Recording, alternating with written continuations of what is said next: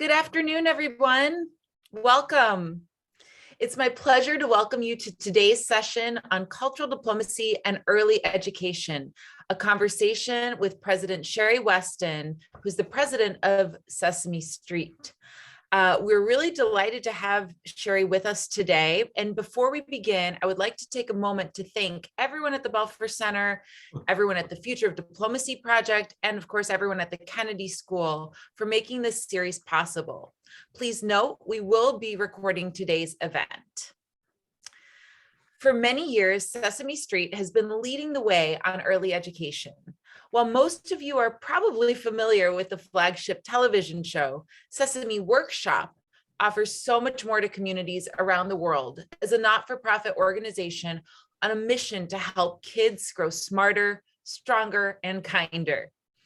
What began as a simple yet revolutionary idea in 1969 to teach kids through television has grown into a global phenomenon, reaching more than 150 countries and delivering proven research-based early education to kids and families around the world. According to their research, investing in early education pays real dividends. Sesame Workshop believes it's the key to tackling the world's biggest challenges and giving every child a chance for success. Their philanthropically funded initiatives help millions of children achieve immeasurable impact in the US and abroad, all with the help of the beloved and enduring Muppets of Sesame Street. Please join me and let's take a look at how this happens. It's big and round there, and it's got this little wiggly tail right there. Right there. And that's how you can tell it's a Q. Yeah, it's nice. Hey, Bert, you know what I have? In 1969, Sesame Street was built around the idea that early education could create a path to a better future. Almost immediately, our street began to grow. And now, over 50 years later, we reach children in more than 150 countries around the world. When we create local adaptations, we work hard with local partners, with local educators, to make sure that we're reflecting the needs of those children, reflecting their cultures, their language, and their lives. And I do think that's one of the things that makes Sesame Street so powerful. Our commitment to research and rigor has led to proven impact in meeting children's most pressing needs. We were talking about the vocabulary of emotions, the ABCs of the emotion. In areas where millions have been displaced by conflict and persecution, we are bringing essential education and lessons of resilience to children wherever they are, meeting them on screens, in person, on the page, and beyond. أماني لأطفالي مثل كل يعني بحب إنه الأطفال يكونوا يعني أحسن لهم مستقبل زاهي يعني. Our trusted characters offer friendship, empower children to learn, and help them manage big feelings.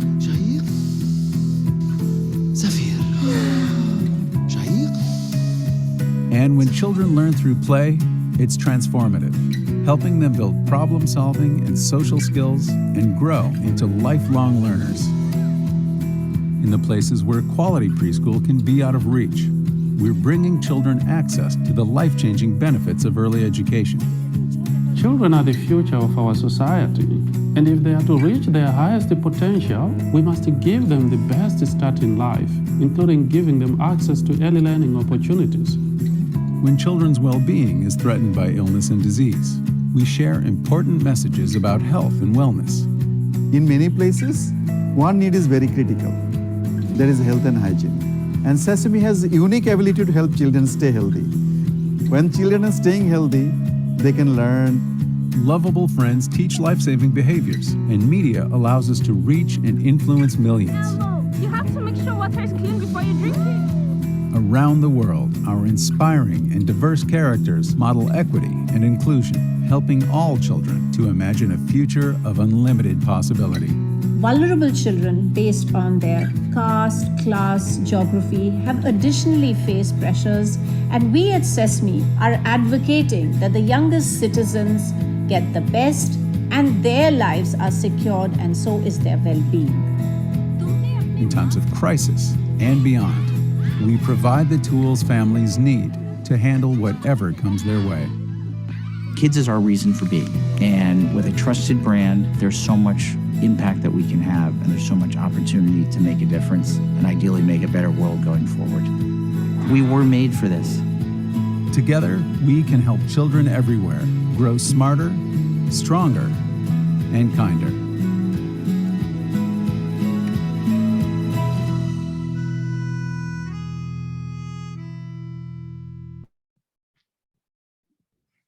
What a wonderful video. I am so delighted to welcome our guest today, the president of Sesame Workshop, Sherrie Weston. Ms. Weston leads the organization's efforts to serve vulnerable children through mass media and targeted initiatives in the US and around the world. She serves as Sesame Workshop's Chief Mission Ambassador, raising awareness, developing strategic partnerships, and cultivating philanthropic support to grow the workshop's mission to help every child grow smarter, stronger, and kinder. Working with the International Rescue Committee, Weston has led Sesame's workshop efforts to compete for and win historic $100 million grant from the MacArthur Foundation to fund the largest early childhood intervention in the history of humanitarian response, an amazing accomplishment, bringing critical early education to refugee children in the Syria response region. With an additional $100 million grant from the Lego Foundation, this initiative has now expanded to Bangladesh. Sherrie Weston was named a leading global thinker by Foreign Policy magazine and one of Fast Company's 100 most creative people in the business. She's also been recognized with the Smithsonian's American Ingenuity Award and is the chair of the Joan Gantz Cooney Center, the independent research and innovation lab named for Sesame Street's founder. She's a member of the Council on Foreign Relations and serves on the boards of UNICEF USA, Communities in Schools, Vital Voices Partnership, and the U.S. Global Leadership Coalition. Please join me in welcoming Sherrie Weston. Welcome, Ms. Weston. Thank you so much, Sherrie, please. But Carla, thank you so much for that introduction. I so appreciate it, but I'm just so thrilled to be here. And I also love that during the video, I was watching your face and you were smiling the whole time, which I thought was a really good sign.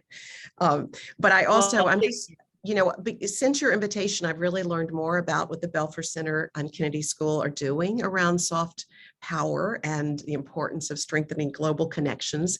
You know, it's when we think of soft power, we think of Muppet diplomacy is what we refer to it as. But so I'm just thrilled to have the opportunity to talk with you and to take questions. And, you know, I love being able to share more about Sesame's work because, you know, so often, I mean, everyone knows Sesame Street, right? But so often they don't know about the depth and breadth of our work. Well, thank you so much, Sherrie. I mean, for me, it's really an honor to speak with you, and it's personal. I'll just dive in and saying, you know, for me as a firstborn American in my family, I really credit Sesame Street with helping me learn English, which was not. I hear that so often. I love hearing that. I bet you do. Well, you know, thank you for taking the time to be with us today. Sesame Street is in 150 countries. That is a very long street. Despite this large outreach, I'm amazed that you managed to localize your content in a way that's very culturally and regionally specific. I'm wondering if you could just tell us, how do you manage to create those local partnerships and the research that you do on storylines that would enable you to use education to create awareness on regional issues? Well, it's, you know, you're right. We like to think we're now the longest street in the world. But honestly, Sesame Workshop is the largest informal educator of children around the world. And what I love is, if you think of our origins, and you alluded to it, you know, we were created late 60s. Joan Gantz Cooney was the founder of Sesame Street. It was during the War on Poverty, the Civil Rights Movement, and Sesame Street began as an experiment to see if television could be used to teach. And more importantly, could it help less advantaged children? Could it help level the playing field by giving them access to early education to help them arrive at school ready to learn? And in terms of our international work, Joan has often said that she thought she was creating the quintessential American show. You know, it's on a stoop in Harlem. It's the first multiracial cast. And within a year, Brazil, Mexico, and Germany all reached out to say they wanted their local They wanted local adaptations of Sesame Street. And that's what began our local productions around the world. So it's not in all 150 countries, obviously, but in what I think is so powerful is in the countries where we create local versions of Sesame Street, it's not exporting the US version of the show. It's partnering with educators. It's bringing our model, but knowing that we have so much to learn. We train, we build capacity, we create new Muppets, we create a curriculum designed to meet the needs of those children in that country. And it's so important for children to see themselves on screen. So, you know, a local Sesame, whether it's Sesame Street in Germany or Takalani Sesame in South Africa or Alhan Simpson in the Middle East, children see themselves. They're seeing themselves reflected in a positive light. They're seeing storylines they can identify with, characters they can relate to, often local characters, and a curriculum that's designed specifically to meet the needs of children in that country. So that's how we've done it now for years. And I have to say some of the most rewarding work is productions in countries like, well, it's not a good example now, but Afghanistan or in Bangladesh, where, you know, we're reaching children who have no other means, in many cases, have no other means of preschool education. Well, it's really just been incredible to witness the way that you're doing it. And it's true to the basic mantras of cultural diplomacy in so many ways with that exchange element. I've really particularly enjoyed hearing about Dor and Aziz. And I know we have a special video that would be wonderful, maybe if everybody hasn't yet seen it. You know what, before you do, let me talk a little bit about our character development, because I think that would be helpful to set up. In terms of when I mentioned that we have local characters that children can relate to, and really, like, so much thought goes into when we would create a local character and why, right? So one of my favorite examples is South Africa, before I get to Noor Aziz, where I was there when we first launched Takalani Sesame. It was with funding from USAID, and we created an all local production called Takalani Sesame. And within a year, the Minister of Education came to us and said, if we're not addressing HIV and AIDS, we're doing a huge disservice. At that time, 1 in 7 children was affected by HIV and AIDS in South Africa, either infected themselves or had lost a parent to the disease. And we did a lot of research, as we always do. Before anything we undertake, we start with research. And it was a very bold move. We decided the most important thing, if we were going to tackle this from an age-appropriate way, was to create a Muppet who was HIV positive. And we created Kami. Her story is that she had HIV/AIDS from her mother, which she got at birth. And it was so important because we knew the most important thing to address HIV and AIDS is to break down the stigma. There was an entire culture of silence where you couldn't talk about it. It was taboo. Well, how are you going to prevent? How are you going to help children and society if you can't talk about it? So by making Kami HIV positive, and you learn that it was okay to play with Kami, she still was best friends with all the other Muppets on the show. She had storylines that she lost her mother to AIDS, and there were storylines where she created a memory box, you know, so all sorts of things to help children who could identify with her and provide coping skills. At the same time, I think the most valuable contribution was breaking down that culture of silence. I'm absolutely convinced Kami has saved lives. So that's one of my favorite examples that I think is most powerful of how a character can really sort of change attitudes and behaviors. Noor and Aziz, you mentioned, would be the most recent example, because in our work in Bangladesh, where we've been doing work to reach displaced children, it started in the Middle East. We then, you heard that in the bio, and then we received funding to take that to Bangladesh to address Rohingya crisis. And we don't just create new Muppets every time. There has to be a reason. There has to be, like Kami, a reason that character would have a special purpose. And so as we've created content around our Play to Learn initiative, which was funded by the Lego Foundation, we decided we really did want to have Rohingya Muppets, because this population in particular, they've never had media. They've never seen themselves reflected on screen or in any media. So to have characters that look like them, that sound like them. And I have to say, my last trip before the pandemic lockdown in late February of 2020 was to Cox's Bazar, the refugee camp in Bangladesh. I think it was my second time, but I remember being there while we were in tents doing research on Noor and Aziz, because before we create a character, we're going to work with the local community. I remember drawings, so much went into what would they look like, what would their personalities be, what would be important to emphasize. And I remember being in a tent with fathers and their daughters reacting to different sketches and drawings, which is just so powerful to see. And now we have these adorable two Muppets. They're 6-year-old twins. So much thought goes into everything. We wanted a boy and a girl, and this made it easier for them to play together, for them to, from a gender standpoint, they're very curious. They're great storytellers, which is a big part of the Rohingya culture. So to your point is, we do have a video, so better than me describing them is for you to see them. So. Oh, thank you. Thank you.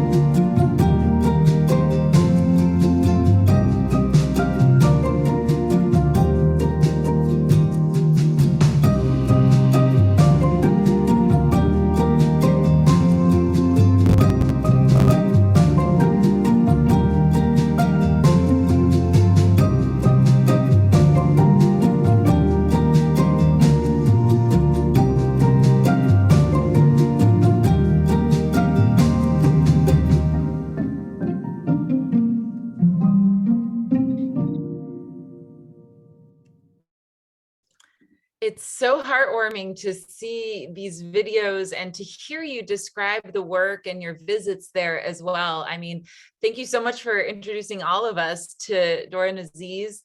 I've heard you say that the first 5 years of a child's life are the most important, and it's the most important time in terms of their ability to learn. And, with that in mind, it seems that the investment in early education could yield some of the greatest rewards. In particular, the work that you're doing in addressing cultural norms and biases, such as through the example of Zari, the Afghanistan version of Sesame Street. Can you maybe tell us a little bit more about Zari and how Sesame Street has been able to use its platform to plant these seeds for social change around the cultural issues that children are facing at a young age? Yeah, I'd love to, but I'll start with the fact that the early years are the most important, and whether that's a Zuri example or anything, another thing I love about the prescience of Joan Gans Cooney and the founders of Sesame Street, it was the first show to focus on young children.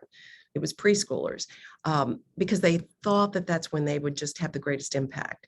And now if you look at the brain science out of Harvard, Center for Developing Child, amazing work around brain science. And we know that the first 5 years of life are in fact when a child's brain develops more rapidly than any other time. We also know the way they learn is through engagement with an adult. And this is another thing I love about Joan, is she had a hunch in 1969 that if an adult were watching with a child, if a parent or caregiver were watching with the child, that the learning would go deeper and it would carry on off screen. And that's why they included Muppets and parodies and musicians and celebrities, because it was very deliberate if we can engage the adult as well. So fast forward again, and the research also shows that's precisely how a child learns. And if a child is experiencing adverse experiences or trauma, which literally can inhibit brain development, the most important thing to mitigate that is more engagement, what we call nurturing care with an adult. So we know across the board, the greatest return on investment is reaching children in their early years. It's something we really advocate for, particularly when you look at crisis settings. Only, less than 3% of all aid goes to education, humanitarian aid, and a tiny sliver of that to early education. And yet we know those early years are important. The experiences like trauma literally affect brain architecture. And if we're not including early education in crisis humanitarian support, it's just a huge issue. The children affected the most are not given the tools to overcome. But now I'll come back to Sherrie in Afghanistan, because that's also about, to your point, that the early years are when a child is forming their sense of self and their sense of possibilities. And again, Afghanistan breaks my heart because we had to leave in August in terms of our local production there.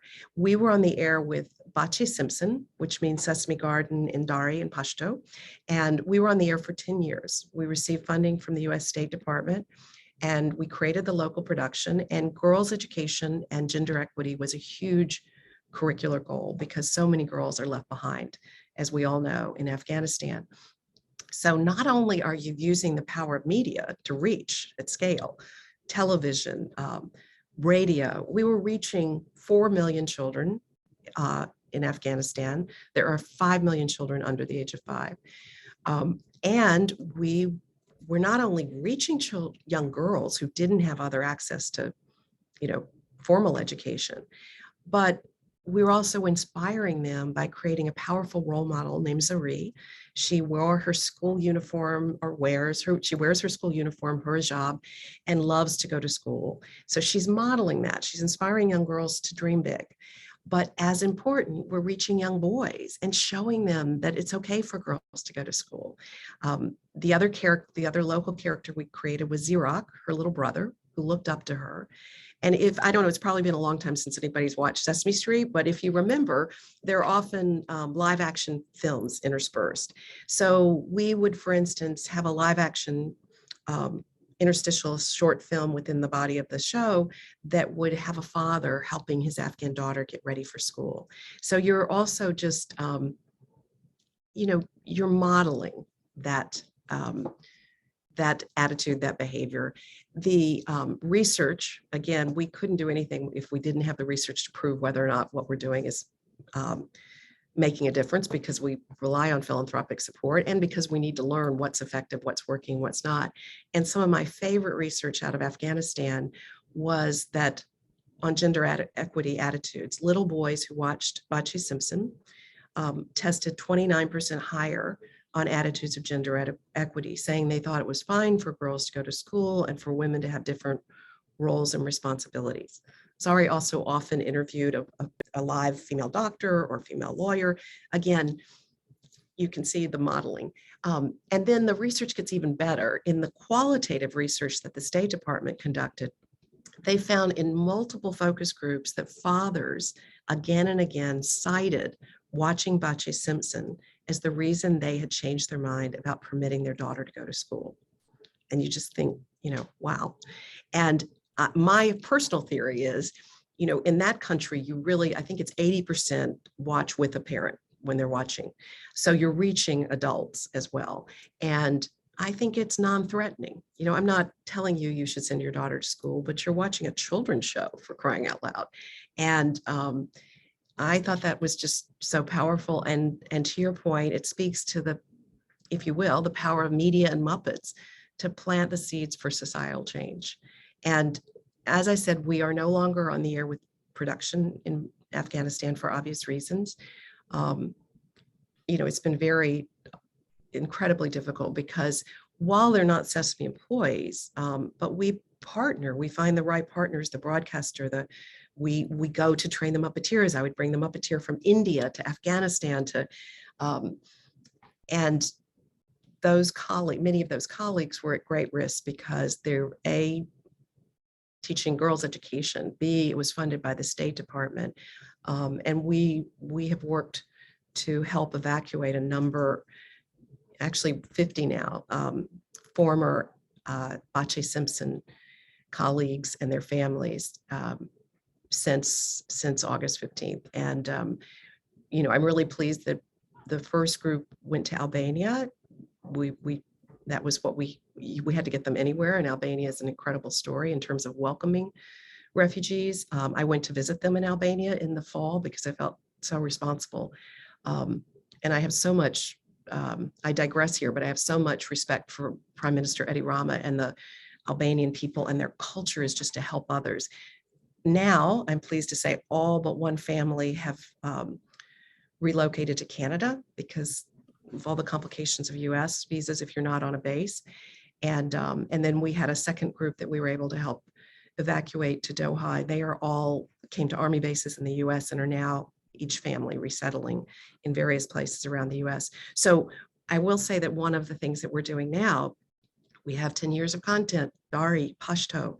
So we are creating content for displaced Afghan children and families, very similar to what we've done with our work in the Middle East with Ahan Simpson or in Bangladesh with Rohingya, to provide early education content and tools for parents and caregivers to help their children overcome the trauma of displacement that we've dubbed it Welcome Sesame. So Ahan Simpson means Welcome Sesame in Arabic, but this is now, we're now using this as a model for East Africa, Venezuela, now Afghan refugees, and obviously now we're in the thick of Ukraine. But the Afghan story, I hope someday will be back. I want to believe that the impact that Sherrie and Bache Simpson had will carry on because of those who have had, significant changes in attitude, even though now you have the Taliban. But, and we're also looking at how now we could partner with those on the ground, Save the Children, IRC, others, to provide content within Afghanistan, which is so desperately needed. But I won't be in a position where I can put people in harm's way by doing new production. It was a long answer, I'm sorry.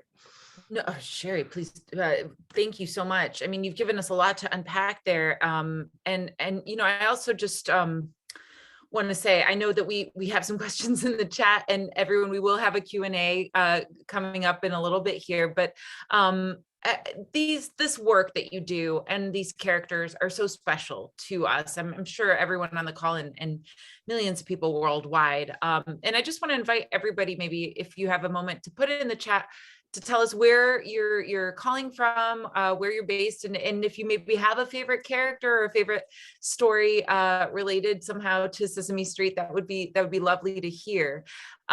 Sherrie, you left us with, you mentioned the partnership with the International Rescue Committee, and I've been reading about this, and I know you're delivering through that partnership some very vital early learning and nurturing care to families that have been affected by the Syrian conflict. From what I understand, it's the largest early childhood intervention in the history of humanitarian response, which is just tremendous. Could you tell us a little bit about this program and how Sesame Street fosters the values of mutual respect and inclusion through multiculturalism? It's something that is very dear to my heart, and I'm eager to hear more about. Yes, absolutely. The project you mentioned, Ahan Simpson, I will tell you about the origins. When the Syrian conflict, sort of really erupted, and we realized that there were more families, more people, but specifically more children displaced than any other time since World War II. And we thought, what can we do to help at Sesame? And we had years of experience of creating local productions in Jordan, in Egypt, throughout the Middle East, in Israel, Palestinian territories. We had done a number of Arabic language productions over the years. So we thought, we have this content, all of these children have had to flee their homes, they have no access to education, what can we do? And we did a pretty thorough analysis of other organizations working in the Syrian response region, Mercy Corps, UNICEF, Save the Children, IRC, all doing great work, because we thought we can provide education at scale. We can provide proven content that is culturally relevant, that is engaging, but we're not a direct service provider. So how do we reach the most vulnerable children? And who's on the ground doing that? And could we partner and provide them with content and with tools, with it's not, don't think of us just as like television, but storybooks, lesson plans, games, YouTube, video, like there's just so many ways you can reach children and families with valuable learning. So we ended up selecting the IRC just for a number of reasons. They're not better than the other organizations. I mean, they're all great, but the IRC in particular had a large presence in the Middle East. They also had an early childhood division. So they cared and understood the importance of early childhood, and they were very research driven and data driven, which is a huge part of our DNA, as I said. So we just felt like this seemed really like a good partner. And I went to David Miliband, who is the CEO or the president of IRC, and asked him if he would willing to do a pilot together. Could we take some of our Arabic content in Jordan and work with their staff and their learning centers and other things to see if it could be helpful? So he agreed, and it was the year of the first World Humanitarian Summit, which was held in Istanbul, and it was all about the Syrian crisis and refugee. I mean, other things too, but that was the big topic. And so we decided, well, let's go and let's announce this partnership, which is unusual for us because we had no money. I mean, we're a nonprofit, they're a nonprofit. If you don't have a funder, there is no project, right? So, but we thought, given the audience and the venue, that we could at least put a stake in the ground and say that we had come together to do this. So David went, I went, and we brought Elmo. That always gets a lot more attention than I can, but and it worked because we ended up from that announcement getting seed funding from Open Society Foundations and the Bernard Van Leer Foundation in the Netherlands. And it was just enough, it was $250,000 together, but for us to start this pilot. So fast forward, and MacArthur Foundation in Chicago announces, this, we didn't know about this at the time, but they announced their first ever competition for $100 million called 100 and Change. And, it was quite groundbreaking. There aren't that many gifts, sort of audacious philanthropy, we like to say. But anyone could apply as long as they were addressing a pressing issue of their time. At Sesame Workshop, we thought we have to apply. No one ever knows we're a nonprofit. They never know the depth of our breadth of our work. We're going to apply. We'll never win, but we're going to apply. And I called David Miliband again, and I said, David, I think it should be for this partnership. I think it should be for this work. I mean, there's so many things we could have applied for, but to me, this fit the bill.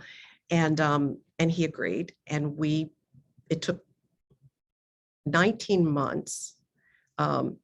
I think there were 1,900 applicants, and we never expected to be the last one standing. And we were awarded the first ever $100 million, which allowed us, it sounds huge, and it is, but it's over 5 years with 2 organizations. So it's not like you're set for life, like it's 20 million a year, but it allowed us to think big. It allowed us to plan for 5 years, which you normally don't get to do with philanthropic funding. It's often, immediate and not long-term. And you're right, it is to create the largest early childhood intervention in the history of humanitarian response. And now think of it, 3 things. We'll create all new content. Ahlan Simpson on television, on YouTube, on every possible way, but it'll be mass media to reach children at scale, because it's so important to reach not just those Syrian children, but their neighbors in Lebanon and Iraq and Jordan, who also have very similar needs. And so we created all new Ahlan Simpson, Welcome Sesame, then partnering with IRC, it's home visits, so tools for home visits, it's learning centers and health clinics. So you're reaching children at scale, and now these characters are really popular, and it has more appeal. And now you have those materials to reach the most vulnerable children who are receiving direct services. And the third component, not least, is the research. And we took 15 million of that 100 million and put it towards NYU Global Ties to do definitive research on what's most effective for children in crisis, young children, to do randomized control trials, to do research around our work that we would share with the world, because we want others to learn too what's most effective. And in creating that content, to your point of using, I think you called it multiculturalism, or how do we approach it? Again, it's the same approach always in terms of making sure it's locally relevant and resonant. We start with local advisors. So the curriculum for Ahlan Simpson, because of the advisors we did advisories in Amman and in Beirut, was that the most important thing for children was to be able to identify emotions, because they couldn't manage those emotions if you couldn't first identify them. There isn't even vocabulary for certain basic emotions. So the curriculum really for Ahlan is like the emotional ABCs, and it's been really so powerful, and the research results have been so great. But we also want to make sure that children see themselves. So we created 2 new characters. You still have Elmo and Cookie Monster and, you know, some of the favorites, but the 2 new characters, one is named Jod, and Jod had to leave his home. And he left everything behind, but he becomes best friends with Bosma, a little purple Muppet. And so again, we're not going to call Jod the refugee Muppet, but you understand the storyline that we're creating. And in terms of their, you know, what they're coping with, what we're modeling, you are giving children characters and stories they can relate to and feel less alone. Again, I feel like I'm giving the longest answers. I'm so sorry. No, please. This is fascinating. I think for all of us, we're eager. I mean, I'm seeing already a lot of questions in the chat and folks wanting to get involved. I know I would. So well, and I want to add one more thing too, because you know, you mentioned that out of the Ahlan Simpson, the Lego Foundation stepped up. They were inspired by this. I mean, it's exactly what MacArthur wanted, was to be a catalyst for more investment. And we were able to sort of really point out the void and the need and the opportunity if you're reaching young children affected by crisis. And so when Lego Foundation gave us the additional grant to go into Bangladesh to address the Rohingya crisis, we also knew then, like, oh my gosh, this is what we want. We want to create a model that can be tested, adapted, and to reach children, displaced children, wherever they may be. And we have created that content that included Noor and Aziz in our Play to Learn, but we've also created more content. It's called Watch, Play, Learn, which are videos that we did it with adaptation in mind. So there's more use of animation, things that are more easily dubbable. So you can combine it with that truly local content. We actually researched it with 9 different countries to make sure the content could be as, I don't know how to say, as neutral and as adaptable to other cultures as possible. But that allows us to learn from this, create a body of work. We'll always want to add local, but to be able to be more readily responsive, as I said, from Rohingya to East Africa with South Sudan. I mean, we're doing work there now that the Hilton Foundation has funded, and to Venezuelan response, where the context is very different because there tend to be migrants on the move versus one big refugee camp, or versus neighborhoods like the Middle East. So while the contexts vary, what young children need experiencing crisis is consistent. And so for us to be able to learn from this and have better systems to do just that, you know, is a real priority for us. Well, you're certainly leading the way. I mean, it's just amazing to hear about everything that you have accomplished. And I know, again, we're getting a lot of questions here. Thank you. I'm afraid to go. I'm afraid to try to read the chat for fear I'll get totally distracted. Or no, it's okay. I'm going to be Okay. collecting that. But I also really, again, want to just invite everybody to put in the chat, you know, where you're calling from, and if there are any characters or Sesame Street related stories. We're seeing some really wonderful references here in the chat, and it's just a nice way also to get to know one another. Sherrie, I want to turn back with another question. It certainly seems, you know, that Sesame Street has been masterful at reaching marginalized communities, and to use media in a way that this use of media has been at the heart of Sesame Street from the very beginning in a very innovative fashion. As I understand, it began 50 years ago by using television as an educational tool. But now we're at this moment, which you mentioned, you know, with the world changing and the severe disruption of COVID-19, which has certainly impacted education. Could you tell us a little bit about Sesame Street's global initiative, Caring for Each Other, and how you're using technology to carry forth your mission now? Certainly. So caring for, well, there are 2 major pivots we made in 2020. You mentioned a global pandemic impact on education. Yeah, like the largest disruption to education the world has ever known.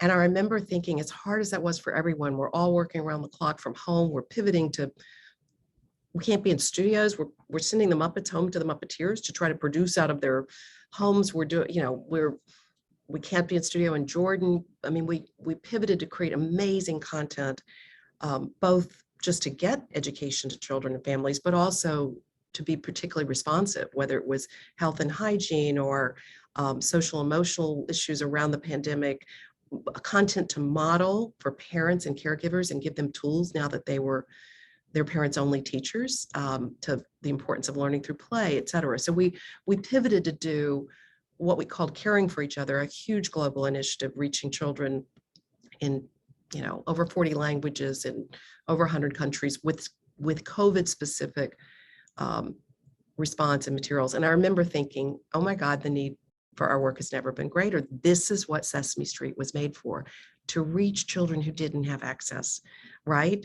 With quality early learning, and now the whole world has no access. So that was our first big pivot and initiative, and it carries on to this day.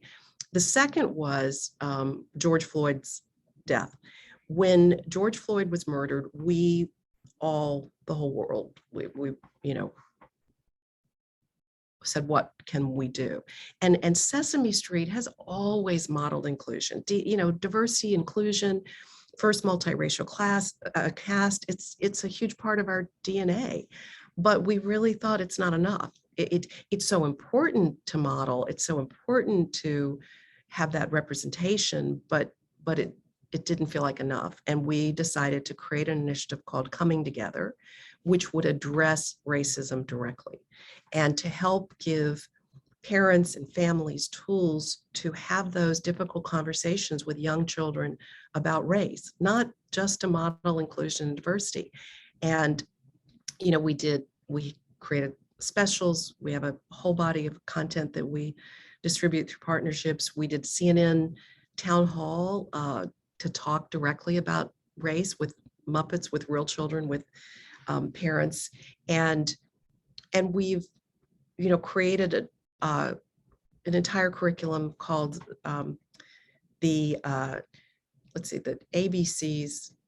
It's a racial literacy, right? The ABCs of racial literacy. Then we've also created content around just celebrating identity.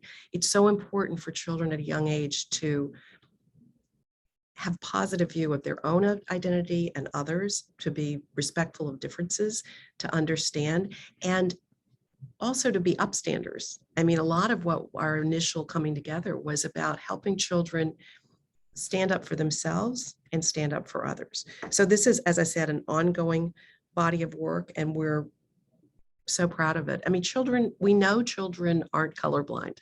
At very young age, even in infancy, they understand, they'll notice differences in terms of race, in terms of, and at a very young age, they are very much aware and assigning to those differences, like expectations to those differences. And so reaching children in their early years to have a positive sense of their identity, to have more direct understanding about race is actually so important. And as with everything, we feel like, reaching children in the early years, looking at issues through the lens of a child is where we can make the biggest difference. It's incredible to hear about this work that you're doing. And, to the point that you mentioned earlier, that, that seems that those first 5 years are kind of the greatest ROI that one can get on that investment. It's in and of itself a very compelling reason, but obviously there's also the heart, right? And just the sort of it's such a good point, because I do think that when the trademark of Sesame is, yes, we're providing this valuable content, but it's always with hope. It's always with joy. It's always, even when we're tackling some of the most difficult issues, we do work around homelessness from a child's perspective, parental incarceration, parental addiction, racial injustice. Those are still with tools and optimism and to build resilience. I think it's really important that it's also in a hopeful, positive way. And that, children trust, they love our characters, right? Our characters are very engaging. And so they can make very difficult issues much easier for both parents and children to talk about. Absolutely, absolutely. And you've mentioned the issues certainly that have been faced in the U.S. recently. These issues of diversity and inclusion. It's not just international affairs. We're seeing a lot of conflict here in the U.S. And as you've also mentioned, and certainly it seems to be core to the mission of Sesame Workshop from the very beginning. You've told us a little bit about what's gone on since the murder of Floyd and the issues that have happened recently. Is there anything else that you could share with us in terms of the similarities in your approach between the work abroad and the work at home? I mean, it seems that research is kind of a fundamental on all levels, but there's such a wide breadth there. Again, returning to the idea, Sesame is the longest street that I know of. And so these similarities and differences, I just wonder if you could speak to that maybe a little bit. Well, I certainly, the model that we use is the same model from 1969. It's combining the educators, the researchers, right, the content, like we always include all of the above. And so research is so important, having education with the production, with the content creators, so that that's the model we export. But to my point earlier is, we're not just saying, here's how you should do it. We're then going in and learning from local experts within a country, always pulling together. The first thing we do is advisories with local educators. And so we learned from them as much as they learned from us. And in terms of similarities between domestic work and international, it would always be that approach. We would always start first, whether it's US and we're learning from experts on parental addiction, right, as we're putting that together, or whether it's an expert on Arabic culture or the needs of displaced children. And as I said, the context can be very different, but what a child is experiencing here in the US who is growing up in poverty, who has a parent suffering from addiction, who may be in foster care, that trauma, that adverse childhood experience and the impact on their brain development is not different from a child who is experiencing displacement because of conflict. We know the impact it has on their their physiological, right? And so, again, we want to make sure that we're mindful of the context, but it is about providing nurturing care and tools for young children and their caregivers. And the last thing I'll say, though, in terms of our international work, is we're a learning organization. We were started as an experiment. We're a workshop. We're nonprofit. We have to rely on philanthropic support. We have to prove our efficacy. And so I would say we're constantly learning. And in our international work, we're fortunate that our model was always to rely on local. But we think about it even more today. Like, we have an office in South Africa, a local Sesame, in India, in Bangladesh. We think about, okay, we want to be more sensitive, and what should we be relying on the U.S. to help, and where should we be completely empowering that local office, and where is that the synergy, and what, like we want to not just be looking at everything through a Western lens, because it's been part of our greatest success is truly being local. So, and that means you're always learning. You'll get some of it right, some of it wrong, but it's so important. It's great to hear this. To me, as someone who's been very interested in cultural diplomacy, I think this is not only the leading early education program, but it's also just a tremendous model for what cultural diplomacy can do, and this idea of exchange and learning as well as offering something. So it's wonderful to hear you say this, Sherrie. I have two more questions, and then I want to start to ask folks to prepare their questions, and we're going to have you offer them in the chat. So as we start to go to our audience questions, two more questions here. One is, I have heard about the recent efforts that you are doing around and mobilizing in and around Ukraine. And, I know it's something that many of the people on this call care deeply about. So I wonder if you might be able to just speak a little bit to, this unfortunate recent turn of events that the world is looking at, and how Sesame Workshop is addressing that. Absolutely. So as I said, we sort of have created this body of work called, I don't think we've dubbed it Welcome Sesame publicly, but that's what we call it internally. And when we, as I said, them started in the Middle East, then to Bangladesh, then East Africa, Latin America. And when we were working so hard with our own Afghan college colleagues and working on the evacuation, and realized we had so many Afghan refugees here in the United States, like 80,000, I believe. It really brought Welcome Sesame all the way home, right? Because now we're creating content for these refugees here in the United States to distribute. We did programs at military bases, and now working with partners as they resettle to distribute through those resettlement agencies.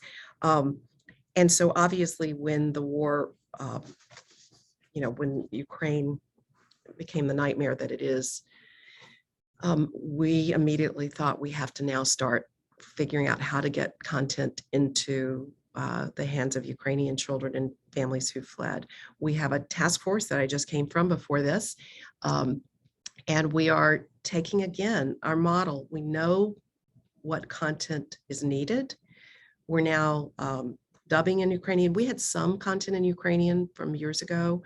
And we go through all the content exercise to find out, to look at, like, would this work right now? Is this appropriate? We will do an immediate, probably as soon as next week, we'll be sharing that Ukrainian content on YouTube and on every means possible, just so that there's access to it. And then secondly, the sort of second phase is we're working on creating new content that will be specifically designed to respond to the psychosocial needs of children there. And we're now doing that similar assessment where who are the partners we should be partnering with. One of the things we do is we want to give it to anyone and everyone to have access to these resources. But then in terms of a deeper partnership where, is that Save the Children, is that IRC, is that any number of organizations we work with, UNICEF, where we can provide training and a deeper dive with content that can truly be incorporated into their existing programs. So right now we're creating content, we're dubbing content, we are having conversations with partners and with those on the ground so that we'll have an assessment of where we can make the biggest impact. And again, part of what we're learning is, sadly, these crises are not going away. There are going to continue to be major disruptions in education for young children, whether that's going to conflict, a pandemic, climate disaster.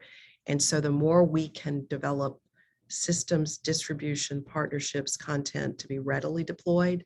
And it's also high tech and low tech. I mean, during the pandemic, we were reaching children and families through phone calls in refugee settings, through WhatsApp, through chat bots, through any way possible, Yeah. And we'll continue to do that and hopefully be able to learn and be even more effective. Well, Sherrie, I think I speak for everyone here. If there's anything that we can do to help with those efforts, I hope that you'll count on our support. Certainly, I pledge my own support. And I have one more question that's a rather personal question, but I'm curious. I wonder if you might have a favorite character. This is obviously a personal passion for you as well. And just I'm curious to hear if there's been a character how public is this? Because it's like a mother. You're not supposed to have a favorite child. Wow. I would say, it's so hard for me not to say Sherrie in Afghanistan or Chumki in India, these powerful girl role models. But truth be told, the character I probably have the character I most relate to is Grover, because I love his quirky sense of humor. I kind of have I love humor. And so I would say probably Grover's my favorite, but don't tell any of the others. Well, you guys are sworn to secrecy, eh? I appreciate that answer, and I appreciate the humor as I mean, well. also, how can you not, like, think about Julia, the first autistic Muppet. Oh my God, we didn't even talk about Julia. And I'm so proud of that work. I mean, that's so groundbreaking in terms of giving children a character they can relate to, but also helping neurotypical children understand what makes Julia a little different. And it doesn't mean she doesn't want to be your friend. Like, I probably should say Julia.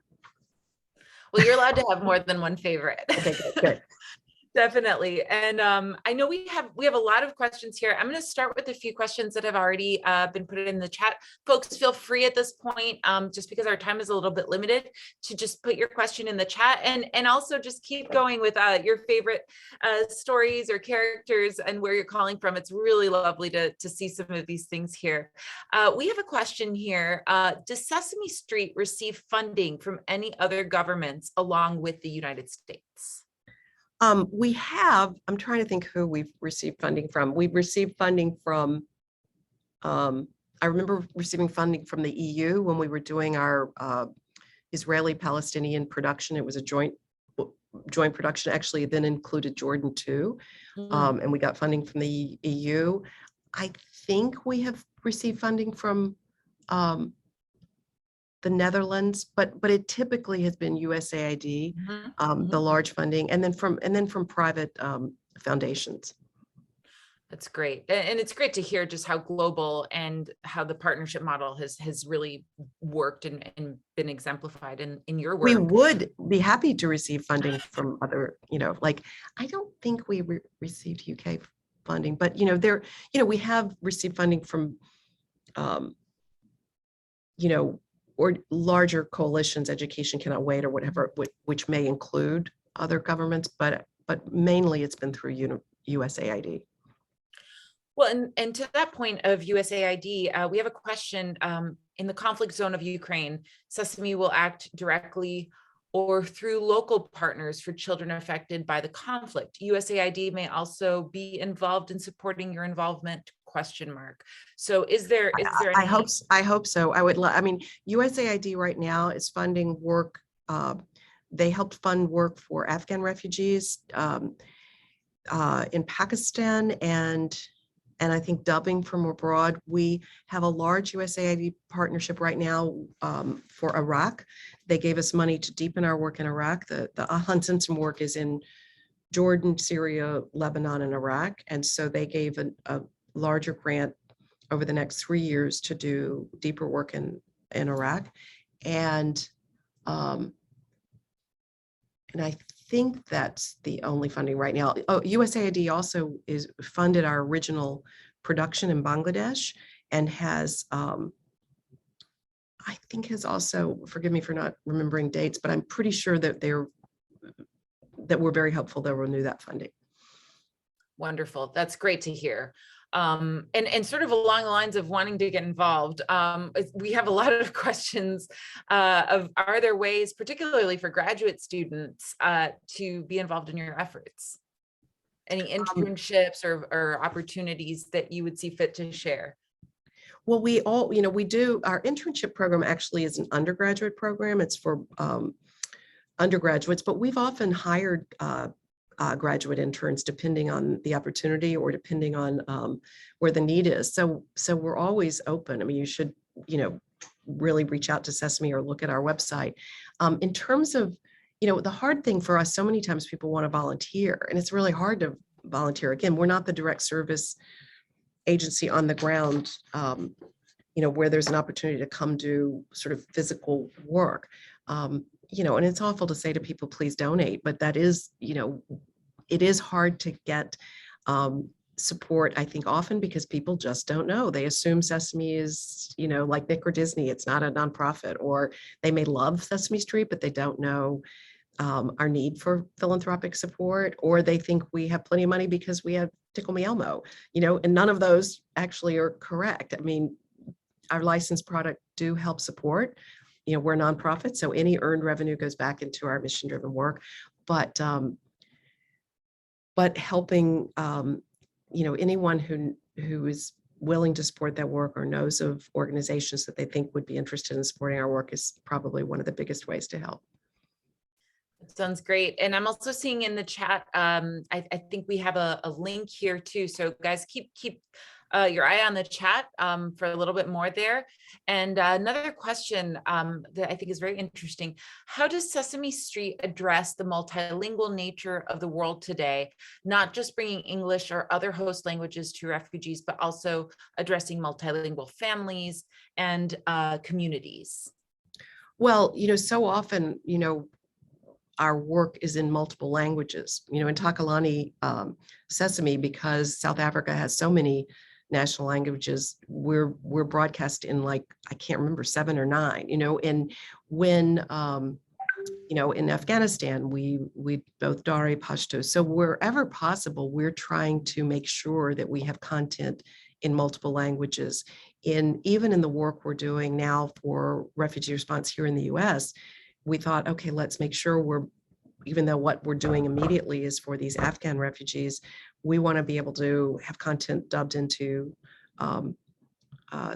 Spanish, so that this can also work for migrant children and families. We also dubbed into Haitian. I mean, like, so we're mindful of that. In almost all of our domestic work, it's bilingual. Like, almost all of our materials are both in English and Spanish for our work in Sesame Street and communities and the work we do here in the US. But again, wherever possible for us to have multiple languages, and especially if we know we're reaching, in Ahlan Simpson, it was also in Kurdish. I mean, we knew there were certain, most spoke Arabic. Arabic is so complicated because is it classical Arabic? Is it, you need one thing to be on satellite television that broad, but you want it to be colloquial and certain. So it's always more complicated and challenging than one might think, but it is certainly a goal. It's wonderful. And I mean, I can only imagine how complex it must be to address that as well. And Sherrie, you've talked a lot about some of the pressing global issues, and certainly the crisis in Ukraine right now. Are there themes that children are facing that you're seeing that Sesame Street is addressing? You mentioned a little bit on that, but I'm wondering if there are any kind of broader themes that you're taking a look at.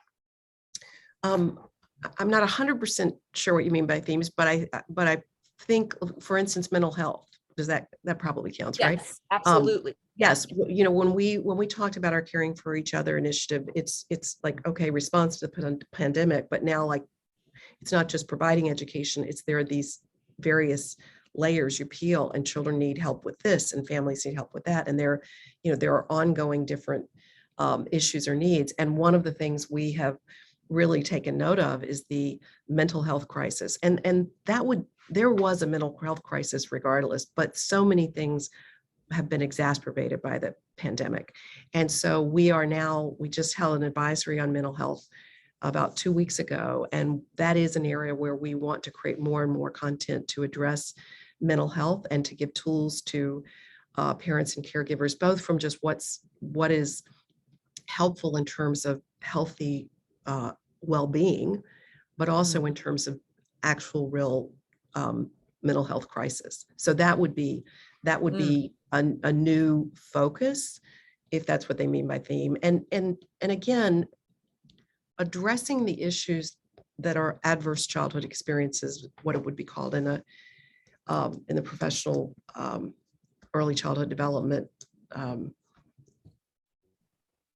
lexicon, but that is something like children experiencing trauma, because we know that it's going to derail their opportunities to arrive at school ready to learn and to succeed in school and life.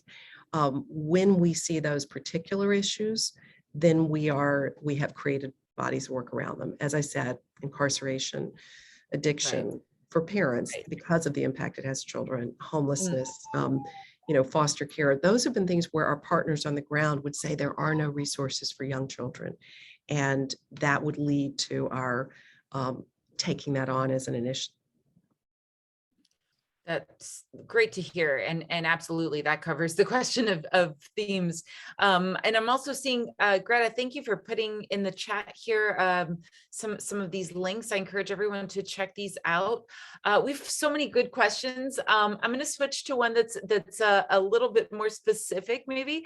We have a question about, were you involved in getting Secretary Blinken to appear on stage with Grover, not once, but twice? So that's a very specific question, but I am kind of curious. Have there been any anecdotes that you could share of any of the Muppets, any of the characters sharing the stage with a politician or a celebrity that come to mind? Well, yes, I probably was involved in that, but the first time Grover did something with Tony Blinken he was not Secretary of State. He was, I guess, undersecretary. I'm trying to think what he was during the Obama administration, I think undersecretary. And it was because we were doing work to raise awareness on the issue of refugee children. And so he agreed to tape something that was, I think, used as part of UN General Assembly, that we used then to raise awareness for the importance. And it was around the same time we were launching the MacArthur work. The second time, I think, is more recent, and I think the State Department reached out to us to say they wanted to do something around World Refugee Day, and we agreed to tape something. But Sesame Street, that's part of our history, is having celebrities and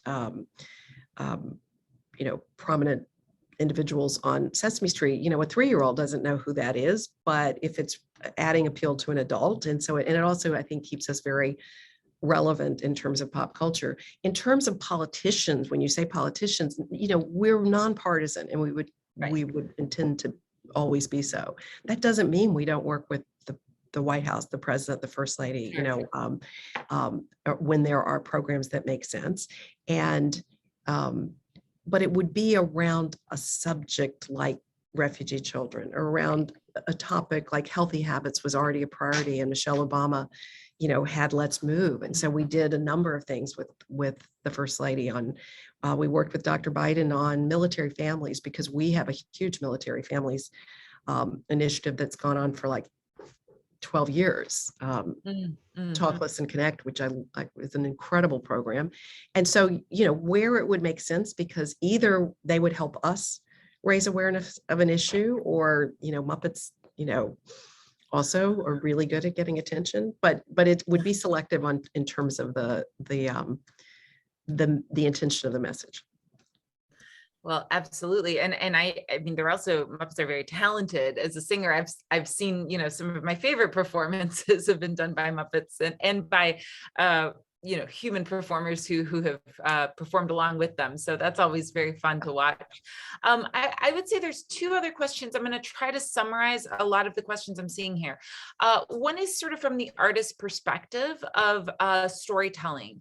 I think we have some artists here who would like to aspire to do the kind of heartwarming work that these beloved characters do. And so the question is sort of around how that could be achieved. If are there materials that can be incorporated, or are there any ways basically to try to incorporate some of the same storytelling principles or resources around those storytelling principles? Is there anything like that's offered for an artist? I might not be totally clear on the question. Is it how can I think the question is more or less how to effectively utilize Sesame Street as a resource of storytelling and music making. So in other words, let's say that a community artist wanted to be able to add sort of a Sesame Street component. Okay. So it could also be a teacher. Yes. So I'm, Greta, who is my colleague, who's also on the call and has been, it's been so nice because she's been adding things into the chat in terms of links.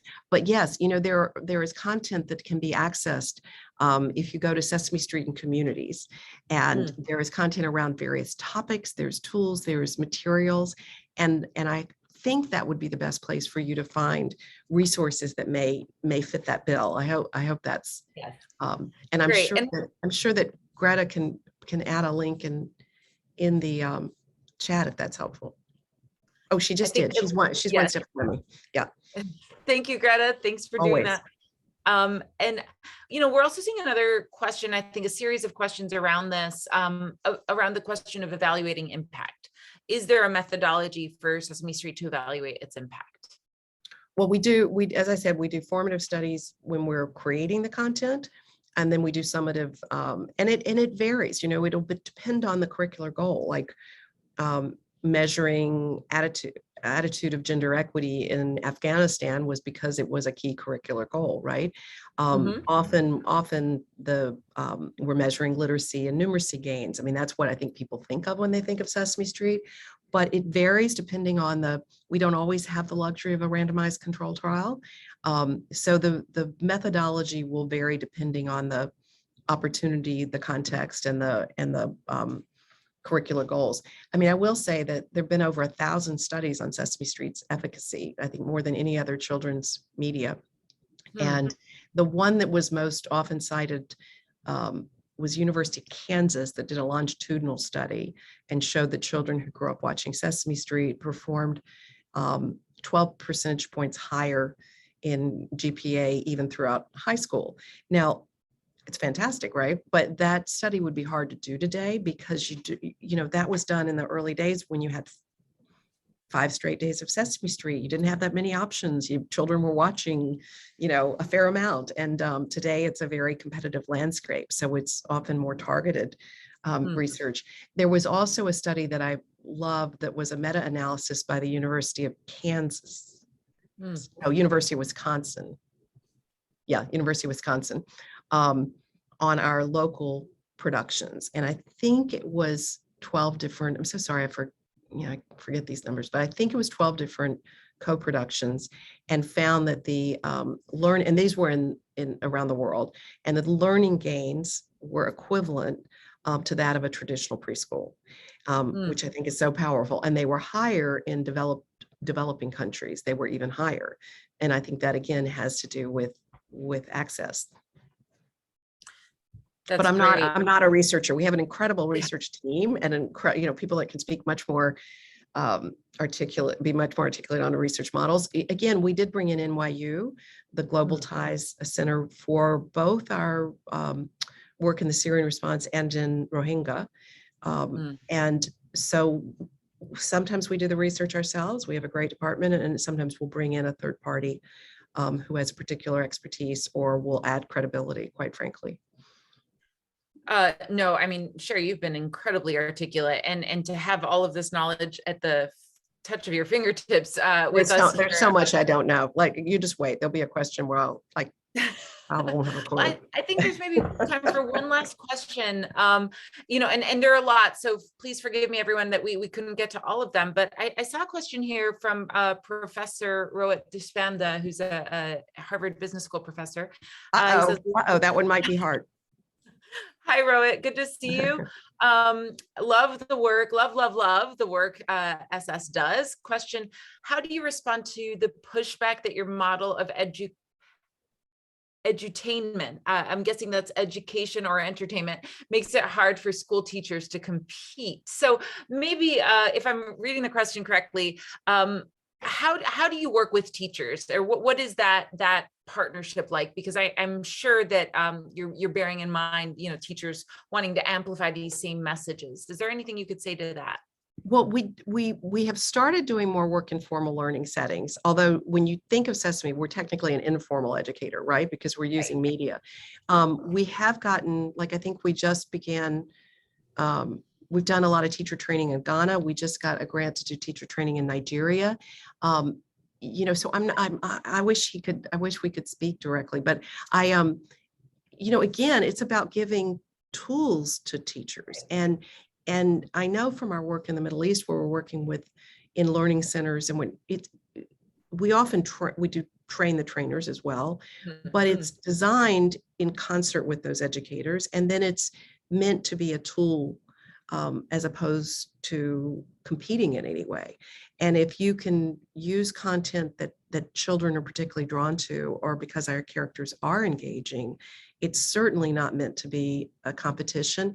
And I would say the other place that I think Sesame content is the most valuable, and I was just at a public school in Petersburg, Virginia yesterday in a where we're launching a program with communities and schools, and a national organization that puts site coordinators in particularly troubled schools. And we're providing content. I mean, I'm really excited about this. I hope it's a pilot. So we did it in West Virginia with really great results. And so now we're starting yesterday in Virginia. But I think one of the great things about Sesame when you're doing a program like this is we know we increase in recruitment, like more parents and caregivers and children want to be a part of it, and increase engagement between caregiver and child, or parent and child, or teacher and child.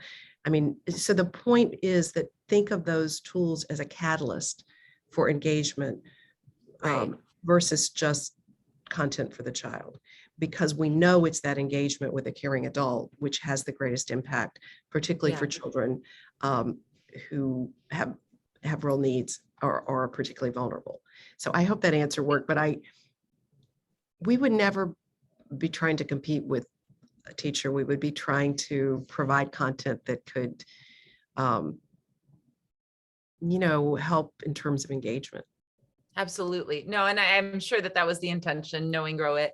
I mean, and you also cited this percentage that 80% of fathers, forgive me. That was in Afghanistan. So it's, I would dare say in the US, there's not that percentage of adults watching with children. So. Absolutely. But just the fact that you're seeing that kind of change happen with parents and in Afghanistan on those issues. Anyhow, I've already kept you over, Sherrie. Thank you so much. This has been well, listen, it was such a treat for me. And I'm so impressed with what you're doing and the interest you all have in this work. I think it's so important, of course. And it's just, I'm very appreciative of an opportunity to share what we're doing. So thank you. Well, we all appreciate what you're doing. Thank you so much. Everyone unmute yourselves and let's please give Sherrie a big round of applause. Thank you so much. Thank you very much. Okay, everyone, have a great day, and thanks for all you're doing as well. Take care. Thank you so much, Sherrie. Take care.